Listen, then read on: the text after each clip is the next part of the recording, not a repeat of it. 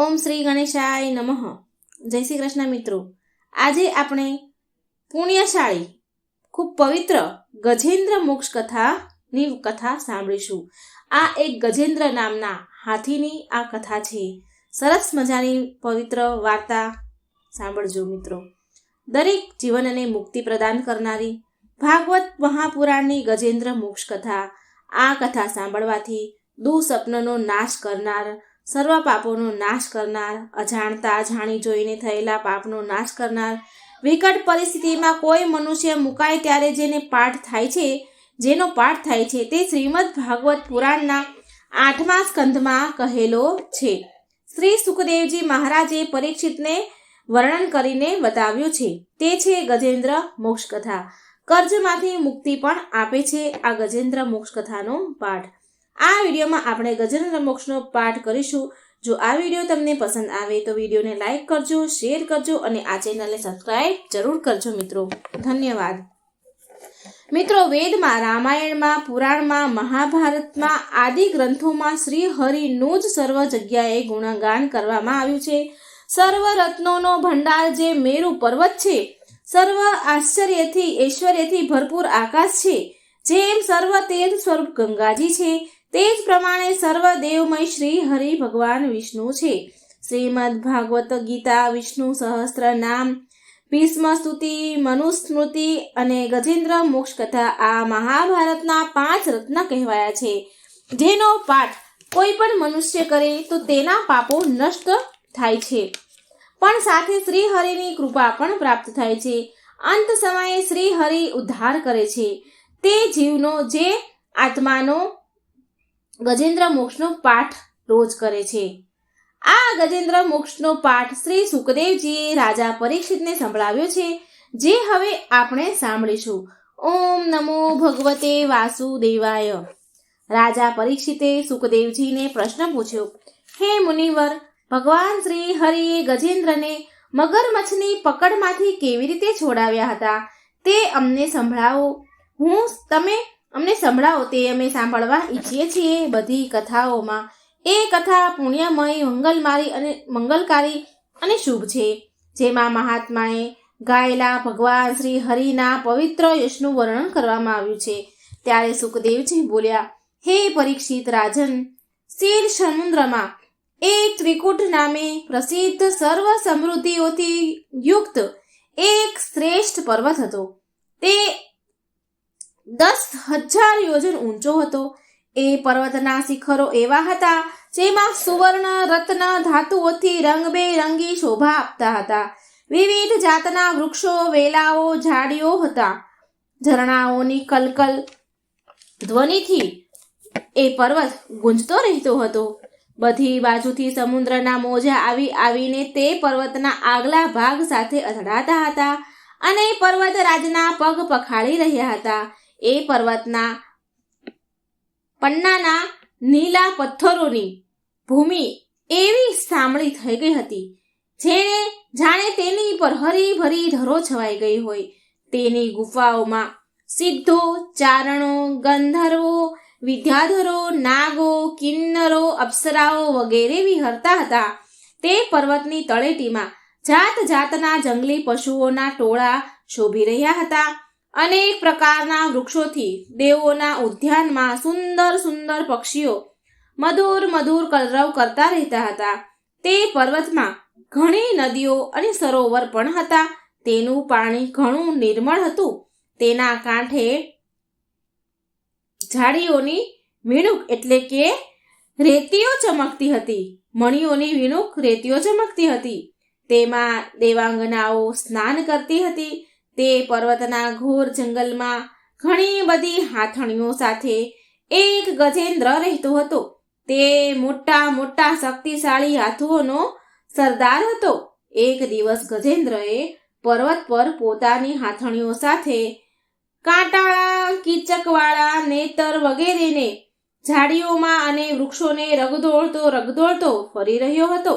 તેની ગંધથી જ સિંહ, હાથી, વાઘ, ગેંડા વગેરે હિંસક પશુઓ, સર્પો, ચિત્તા, ગોરા, કાળા હરણ, ચમરી, ગાય વગેરે ભયભીત થઈને ભાગી જતા હતા અને તેની કૃપાથી વરુ, સુવર, પાડા, રીંછ, સાહુડી, લંગૂર, કૂતરા, વાંદરા, હરણ, સસલા વગેરે પ્રાણીઓ સર્વત્ર નિર્ભય થઈને ફરી રહ્યા હતા.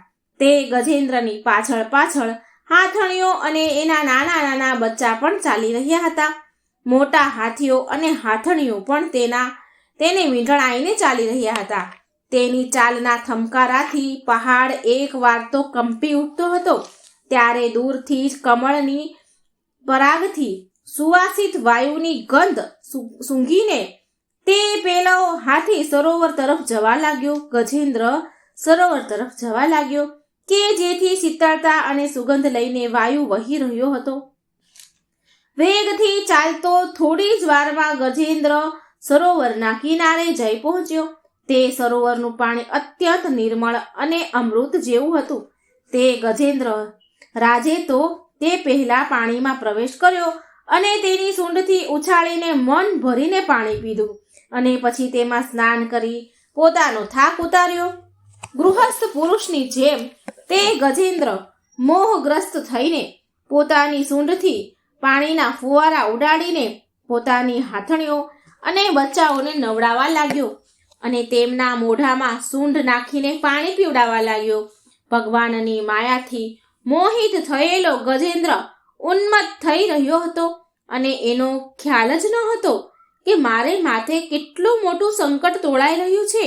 સુખદેવજી પરીક્ષિત રાજાને કહે છે, હે રાજન, ગજેન્દ્ર તે સમયે એટલો ઉન્મત્ત થઈ રહ્યો હતો કે તે સમયે પ્રારબ્ધની પ્રેરણાથી એક બળવાન મગરે ક્રોધે ભરાઈને તેનો પગ પકડી લીધો.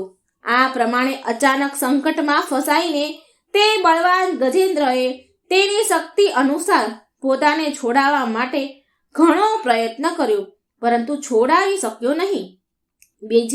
બીજા હાથીઓ, હાથણીઓ, બચ્ચાઓએ જોયું કે તેના સ્વામીને બળવાન મગરે ઘણા વેગથી ખેંચી રહ્યો છે અને તેઓ ઘણા ભયભીત થઈ રહ્યા છે અને ગજેન્દ્ર ત્યારે ભારે વ્યાકુળતાથી ગરજવા લાગ્યો. ઘણાએ તેને મદદ કરીને પાણીમાંથી બહાર કાઢવાનું તો ઈચ્છ્યું, પરંતુ તેમાં તેઓ સમર્થ ન હતા. ગજેન્દ્ર અને મગર પોતપોતાની પૂરી તાકાત લગાડી મથી રહ્યા હતા. ક્યારેક ગજેન્દ્ર મગરને બહાર ખેંચી આવે તો ક્યારેક મગર ગજેન્દ્રને અંદર ખેંચી જતો હતો. ત્યારે સુખદેવજી મહારાજ પરીક્ષિતને કહે છે, હે રાજન, આ પ્રમાણે લડતા લડતા બેવને 1000 વર્ષ વીતી ગયા અને તે બંને જીવતા જ રહ્યા. આ ઘટના જોઈને તો દેવો પણ આશ્ચર્ય પામ્યા. છેવટે ઘણા દિવસો સુધી પાણીમાં વારંવાર ખેંચાઈ જવાથી ગજેન્દ્રનું શરીર શિથિલ પડી ગયું. હવે ના તો તેના શરીરમાં બળ રહ્યું કે ના તેના મનમાં હિંમત રહી. શક્તિ પણ ક્ષીણ થઈ ગઈ હતી એની. મગર તો હતો જળચર પ્રાણી, માટે તેનું બળ તો ક્ષીણ થવાને બદલે વધી રહ્યું હતું. તે ઘણા ઉત્સાહથી વિશેષ બળ લગાડીને ગજેન્દ્રને ખેંચવા લાગ્યો. દેહાભિમાની ગજેન્દ્ર આ પ્રમાણે પ્રાણોના સંકટમાં આવી પડ્યો અને પોતાને છોડાવવા માટે સર્વ રીતે અસમર્થ બની ગયો. ઘણા સમય સુધી તેને છુટકારો મેળવવાના ઉપાયથી વિચાર કર્યો. ઘણા ઉપાયો કર્યા અને અંતે તેણે એ નિશ્ચય કર્યો કે તેણે મનમાં વિચાર્યું કે આ મગર વિધાતાનો ફંદો છે. તેમાં ફસાઈને હું આતુર થઈ રહ્યો છું. જ્યારે મને મારી બરાબરીના હાથીઓ પણ આ સંકટમાંથી ઉગારી નથી શક્યા, તો વિચારી આ હાથણીઓ તો કેવી રીતે છોડાવી શકે? ત્યારે હું સમસ્ત વિશ્વના એકમાત્ર આશ્રય ભગવાનનું જ શરણ લઉં છું. કાળ ઘણો જ બળવાન છે. એ સાપની જેમ ઘણા પ્રચંડ વેગથી ઘણાને ગળી જવા માટે ઘસાતો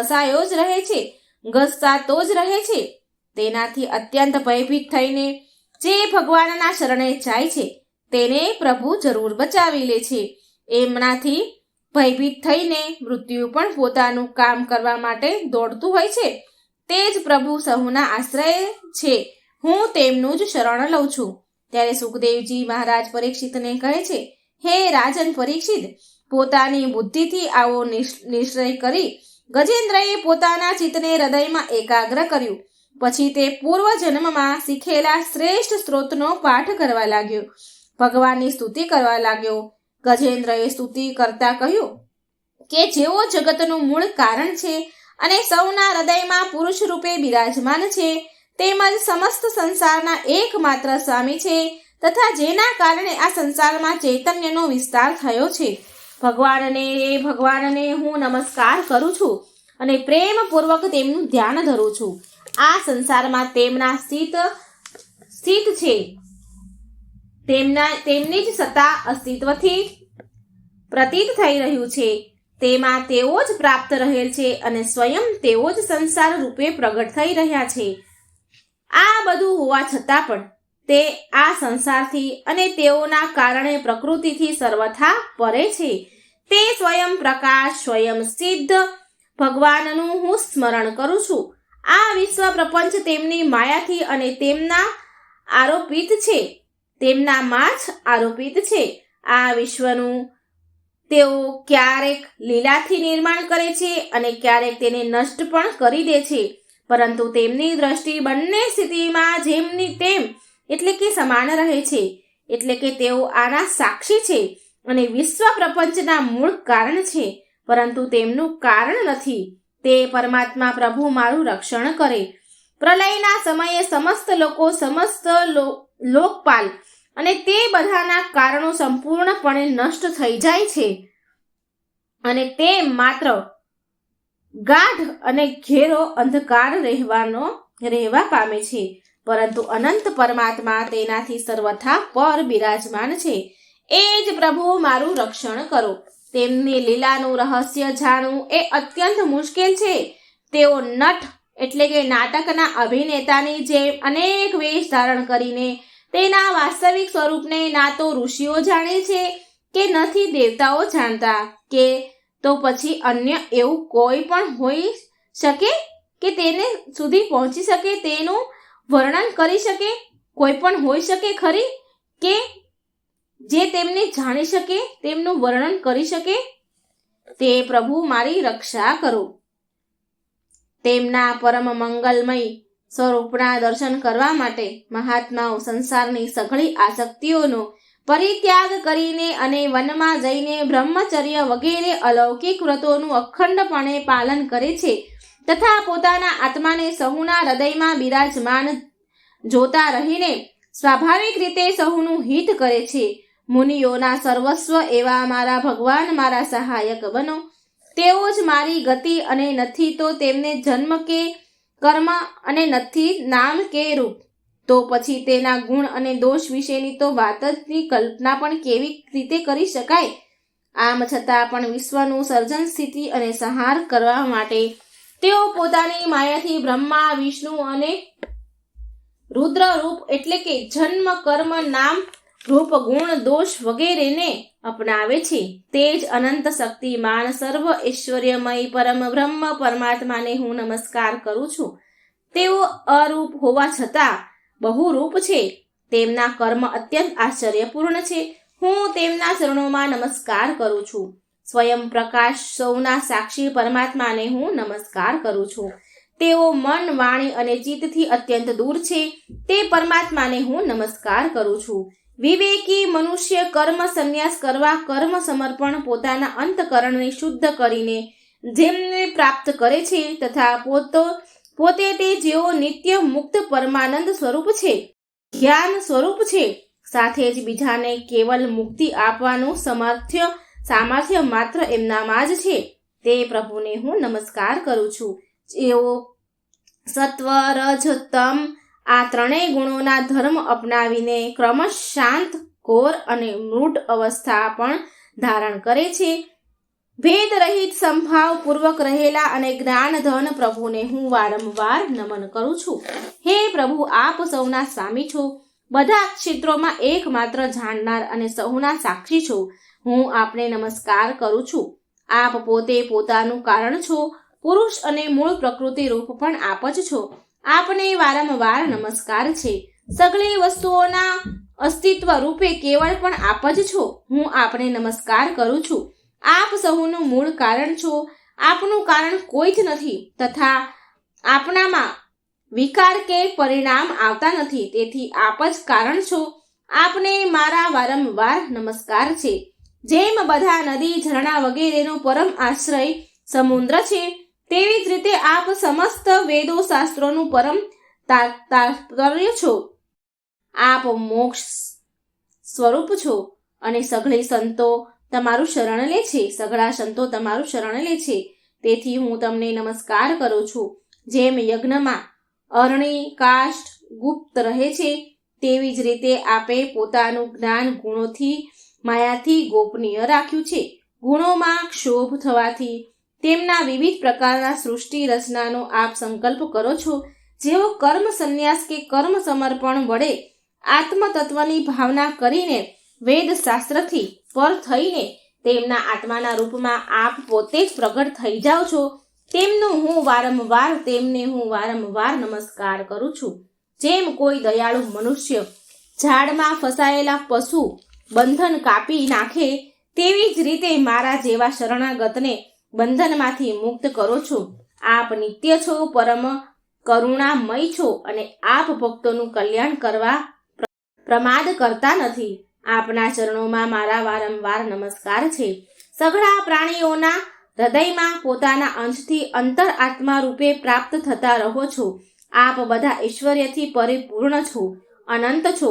તમને હું વારંવાર નમસ્કાર કરું છું. પ્રભુ, જેઓ શરીર, પુત્ર, વડીલ, ઘર, પતિ અને સ્વજનોમાં આસક્ત છે, તેમને આપની પ્રાપ્તિ થવી અત્યંત મુશ્કેલ છે, કારણ કે આ પોતે ગુણોથી આસક્તિ વિનાના છો. જીવન મુક્ત મનુષ્ય પોતાના હૃદયમાં નિરંતર આપનું ચિંતન કરતા રહે છે, તેવા બધા ઐશ્વર્યથી પરિપૂર્ણ જ્ઞાન સ્વરૂપ ભગવાનને નમસ્કાર કરું છું. ધર્મ, અર્થ, કામ અને મોક્ષની કામનાથી મનુષ્ય તેમની ભક્તિ કરીને પોતાની અભિષ્ટ વસ્તુ મેળવી લે છે. એટલું જ નહીં, તેઓ મનુષ્યનો બધા જ પ્રકારનું સુખ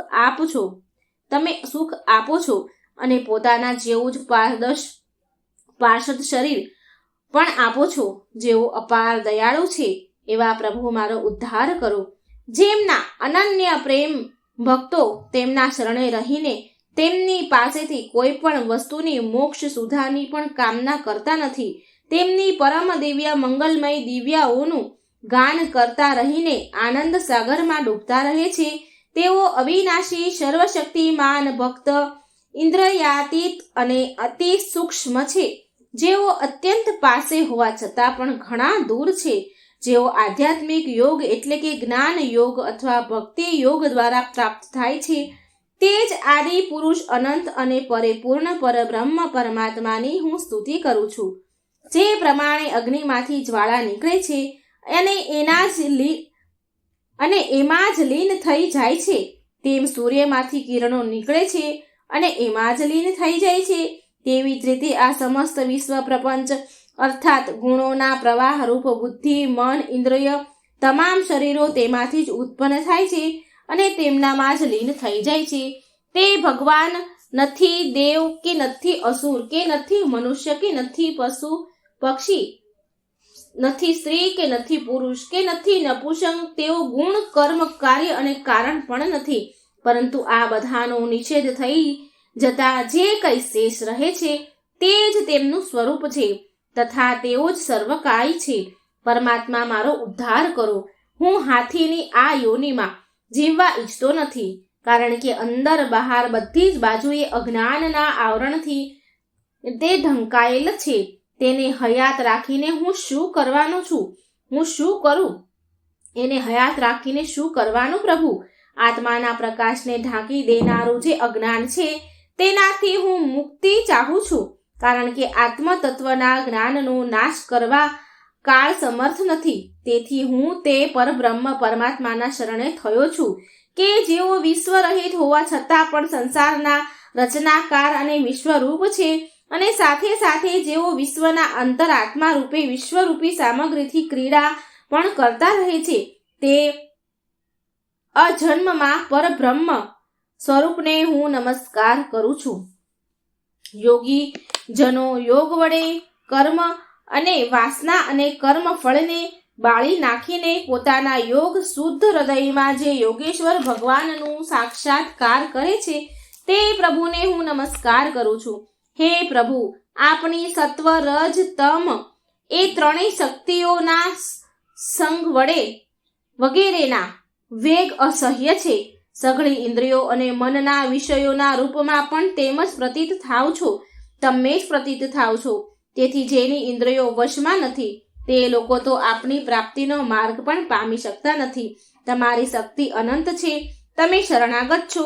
તમને હું વારંવાર નમસ્કાર કરું છું. તમારી જ માયા ભાવથી આત્મ સ્વરૂપ ઢંકાયેલું છે. તેઓ આ જીવ પોતાના સ્વરૂપને ઓળખી શકતો નથી. આપનો મહિમા અપાર છે. તે સર્વશક્તિમાં અને માધુર્ય ના ભંડાર ભગવાનના શરણમાં હું છું. શ્રી સુખદેવજી મહારાજ પરીક્ષિતને કહે છે, હે રાજન, આ પ્રમાણે ગજેન્દ્રએ કોઈ ભેદભાવ વિના નિર્વિશેષ રૂપે ભગવાનની સ્તુતિ કરી. તેથી વિભિન્ન નામ રૂપોને પોતાનું સ્વરૂપ માનનારા બ્રહ્મા વગેરે દેવો તેને બચાવવા માટે આવ્યા નહીં. ત્યારે પોતે સર્વ આત્મા હોવાના કારણે સર્વદેવ સ્વરૂપ ભગવાન શ્રી હરિ પોતે જ ત્યાં પ્રગટ થઈ ગયા. વિશ્વના એકમાત્ર આધાર ભગવાનને જોયું કે ગજેન્દ્ર અત્યંત દુઃખી થઈ રહ્યો છે. તેથી તેની સ્તુતિ સાંભળીને ચક્રધારી ભગવાન વેદમય ગરુડજી પર સવાર થઈને અત્યંત વેગપૂર્વક ત્યાં જવા ચાલી નીકળ્યા, જ્યાં ગજેન્દ્ર ભારે સંકટમાં ફસાયેલો હતો. તેમની સાથે સ્તુતિ કરતા કરતા દેવો પણ ત્યાં આવી ગયા. તે સરોવરમાં બળવાન ગ્રાહ મગરે તે ગજેન્દ્રને પકડી રાખ્યો હતો અને તે અત્યંત વ્યાકુળ થઈ રહ્યો હતો. જ્યારે તે તો ગરુડજી પર સવાર થઈને ભગવાન હાથમાં ચક્ર ધારણ કરેલા ભગવાન શ્રી હરિને આકાશમાં જોયા, ત્યારે તેણે પોતાની સૂંઢમાં કમળનું એક સુંદર પુષ્પ લઈને ગજેન્દ્રએ ઊંચું કર્યું અને તે ઘણા દુઃખ સાથે બોલ્યો. ગજેન્દ્ર કહે છે, હે નારાયણ, હે જગતગુરુ, હે ભગવાન, તમને નમસ્કાર છે.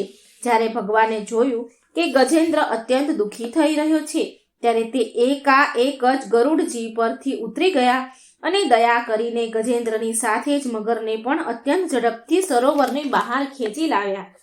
પછી ભગવાન દેવોના જોતા જ ભગવાન શ્રી હરિએ ચક્રથી મગરનું મોઢું ચીરી નાખ્યું અને ગજેન્દ્રને મુક્ત કરી દીધો. ત્યારે સુખદેવજી મહારાજ પરીક્ષિતને કહે છે, હે રાજન, તે સમયે બ્રહ્મા, શંકર વગેરે દેવો, ઋષિઓ, ગંધર્વો અને ભગવાન શ્રી હરિના આ કાર્યની પ્રશંસા કરવા લાગ્યા અને તેમના પર પુષ્પ વૃષ્ટિ કરવા લાગ્યા. સ્વર્ગમાં નગારા વાગવા લાગ્યા, ગંધર્વો ગીત ગાવા લાગ્યા, નાચવા લાગ્યા, ઋષિઓ, ચારણો, સિદ્ધો ભગવાન શ્રી પુરુષોત્તમની સ્તુતિ કરવા લાગ્યા. ભગવાન શ્રી હરિના સુદર્શન ચક્રથી કપાઈ જવાથી તે મગર આશ્ચર્ય પામ્યો, આશ્ચર્યમય દિવ્ય સ્વરૂપ ધારી બની ગયો.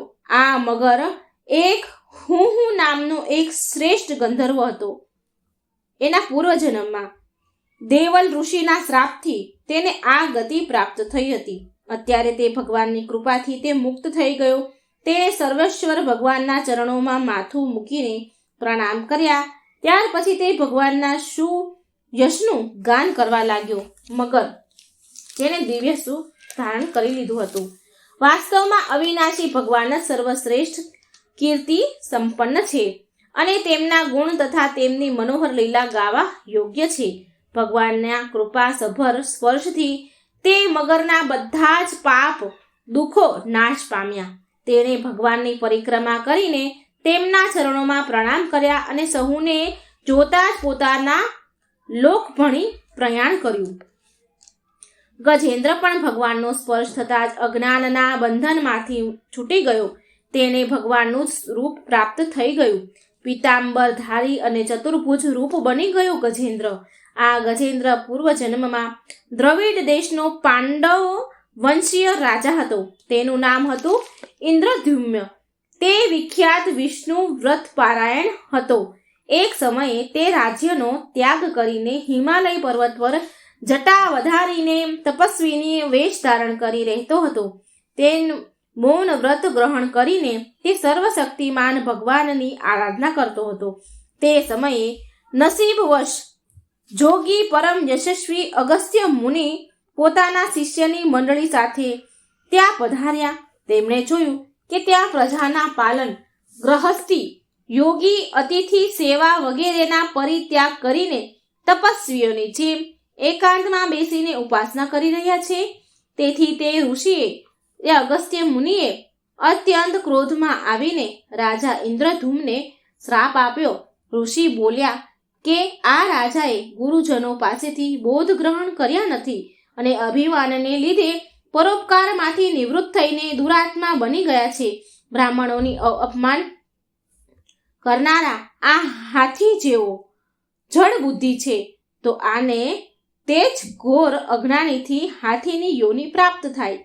સુખદેવજી પરીક્ષિત મહારાજને કહે છે કે હે રાજન, શ્રાપ તેમજ વરદાન આપવા સમર્થ અગસ્ત્ય મુનિ આ પ્રમાણે શ્રાપ આપીને પોતાની શિષ્ય મંડળી સાથે ત્યાંથી ચાલ્યા ગયા. રાજા ઇન્દ્રદ્યુમ્ને પણ આ શ્રાપને પોતાના પ્રારબ્ધ માનીને સમજીને સંતોષ માન્યો તેમણે. ત્યારબાદ આત્માનું વિસ્મરણ કરવાથી દેનારી હાથીની યોનિ મળી. પરંતુ ભગવાનની આરાધનાનો પ્રભાવ એવો હતો કે તેને હાથી હોવા છતાં પણ ભગવાનનું સ્મરણ સ્તુતિ યાદ આવી ગઈ. ભગવાન શ્રી હરિએ આ પ્રમાણે ગજેન્દ્રનો ઉદ્ધાર કરીને તેને પોતાના પાર્ષદ બનાવી લીધો. ગંધર્વો, સિદ્ધો, દેવો વગેરે ભગવાનની આ લીલાનું ગાન કરે છે. ભગવાન પાર્ષદ રૂપ ગજેન્દ્રને સાથે લઈને ગરુડ પર સવાર થઈને પોતાના અલૌકિક ધામમાં સીધા આવી ગયા. શ્રી સુખદેવજી પરીક્ષિતને કહે છે કે હે કુરુવંશ શિરોમણી, મેં ભગવાન શ્રી કૃષ્ણનો મહિમા અને ગજેન્દ્ર મોક્ષની કથા તમને કહી સંભળાવી. આ પ્રસંગને સાંભળનારા કડી સહજ મળને તથા દુઃસ્વપ્નને દૂર કરનારો તેમજ યશ ઉન્નતિ સ્વર્ગ આપનારો છે. તેથી કલ્યાણ વાંચુ બ્રાહ્મણો, મનુષ્યો એ દુઃસ્વપ્ન વગેરેનું શમન કરવા માટે વહેલી સવારે જાગતાની સાથે પવિત્ર થઈને આનો પાઠ કરવો જોઈએ. સુખદેવજી રાજા પરીક્ષિતને કહે છે હે કુરુ શ્રેષ્ઠ પરીક્ષિત, ગજેન્દ્રની સ્તુતિથી પ્રસન્ન થયેલા સર્વવ્યાપક અને સર્વભૂત સ્વરૂપ ભગવાન શ્રી હરિએ તેને બધા જ લોકોની સામે જ આ વાત કહી હતી. ભગવાન શ્રી હરિએ કહ્યું હતું કે જે લોકો રાત્રિના પાછલા પહોરમાં ઉઠીને ઇન્દ્રિય નિગ્રહપૂર્વક એકાગ્રચિતે મારું તારું તથા આ સરોવર તથા પર્વત, ગુફા, વન, નેતર, કિચ્ચક અને વાંસની ઝાડીઓના વૃક્ષો તથા પર્વત શિખરો, મારું બ્રહ્માજીનું, શિવજીનું, ત્રણેય નિવાસ સ્થાનોનું, મારા પ્રિય ધામ ક્ષીરસાગરનું, શ્રી વત્સ ગોસુખમણી વનમાળા, મારી કોમગદી ગદા, સુદર્શન ચક્ર, 5 જન્ય શંખ, પક્ષીરાજ, ગરુડ, મારી સૂક્ષ્મ કલા સ્વરૂપ રહેતા શેષનાગ સૈયા, મારા આશ્રયે રહેતા લક્ષ્મી દેવી, બ્રહ્માજી, દેવર્ષિ નારદ, ભગવાન શંકર તથા ભક્તરાજ પ્રહલાદ, મત્સ્ય, કશ્યપ, વરાહ વગેરે અવતારોમાં કરેલા મારા અનંત પુણ્યમય ચરિત્ર, સૂર્ય, ચંદ્ર, અગ્નિ, ઓમકાર, સત્ય, મૂળ, પ્રકૃતિ, ગાય, બ્રાહ્મણ, અવિનાશી, સનાતન ધર્મ, સોમ, કશ્યપ અને ધર્મની પત્નીઓ, દક્ષ કન્યાઓ, ગંગા, સરસ્વતી, યમુનાજી, અલંગનંદા, ઐરાવત, હાથી, ભક્ત શિરોમણી, ધ્રુવ, સપ્ત બ્રહ્મ ઋષિ અને પવિત્ર કીર્તિ મહાપુરુષો, નળ, યુધિષ્ઠિર, જનક આદિનું જે સ્મરણ કરે છે તે સમસ્ત પાપોમાંથી મુક્ત થાય છે. કારણ કે આ તમામ મારા જ સ્વરૂપ છે, મારા જ રૂપ છે. ભગવાન ગજેન્દ્રને કહે છે હે પ્રિય ગજેન્દ્ર, જે લોકો બ્રહ્મ મુહૂર્તમાં જાગીને તેમની કરેલી સ્તુતિથી મારું સ્તવન કરે છે હું તેમના જ મૃત્યુકાળે નિર્મળ બુદ્ધિ આપીશ. સુખદેવજી રાજા પરીક્ષિતને કહે છે હે પરીક્ષિત રાજા, હે રાજન, આ પ્રમાણે કહીને ભગવાન ઋષિકેશ દેવતાઓનું અભિનંદન કરતા રહીને પોતાના શ્રેષ્ઠ શંખ વગાડીને ગરુડજી પર આરૂઢ થઈને અંતર્ધ્યાન થઈ ગયા. આમ શ્રી ભગવાન ભાગવત મહાપુરાણમાં સુખદેવજીએ રાજા પરીક્ષિતને કહેલી કથા ગજેન્દ્ર મોક્ષની કથા પૂર્ણ થાય છે. જે મનુષ્ય પ્રાતઃ કાળે ઉઠીને આ ગજેન્દ્ર મોક્ષની કથા સાંભળે છે તે મનુષ્ય દીર્ઘ આયુષ્યવાળો બનશે, પાપોમાંથી તુરંત મુક્તિ પામશે, તેના દુઃસ્વપ્નોનો નાશ પામશે. આ કથા ભગવાન શ્રી હરિએ સ્વયં કહેલું છે, આ કથન એમનું કહેલું છે. મિત્રો, આ ગજેન્દ્ર મોક્ષની કથા દુર્લભ ફળ દેનારી છે. અત્યારના સમયમાં આ ગજેન્દ્ર મોક્ષની કથા મંગલમય છે, માટે આનું વાંચન કરવું જોઈએ તથા આ કથા રોજ એકવાર સાંભળવી જોઈએ, જેથી ભગવાન શ્રી હરિ અનાથોના નાથ સર્વ બંધનમાંથી મુક્ત કરે, આપનું કલ્યાણ કરે.